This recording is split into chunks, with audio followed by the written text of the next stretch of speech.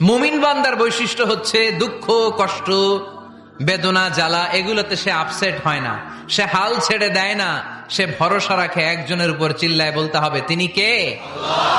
কারণ মুমিন জানে রাত্রি যত গভীর হয় অন্ধকার তমানিসা ভেদ করে সুবহে সাদিক হয়। মুমিন জানে গর্ভবতী নারীর পেটের ব্যথা যেই দিন বাড়তে থাকে ওই দিনই নতুন মেহমান আগমনের সময় ঘনাতে থাকে। মুমিন জানে তার জীবনে দুঃখ, কষ্ট, বিপদ যত বাড়তে থাকে সুখের দিন কাছে আসতে থাকে। এজন্য মুমিনের হারাবার কিছু নেই। ইন্না মাআল উসরি ইউসরা, ইন্না মাআল উসরি ইউসরা। নবী হে, কষ্টের পরেই আছে আনন্দ, দুঃখের পরেই আছে সুখ। আপনি সমস্যায় পড়েছেন, ওই সমস্যার সমাধানও আছে না নাই? এই পৃথিবীতে এমন কোন সমস্যা আছে যেটা সমাধান নাই? কথা বলেন। সমস্যা তৈরি করেছে কে? আবার সমাধানও দিয়েছে কে? আল্লাহ ডাজন্ট ক্রিয়েট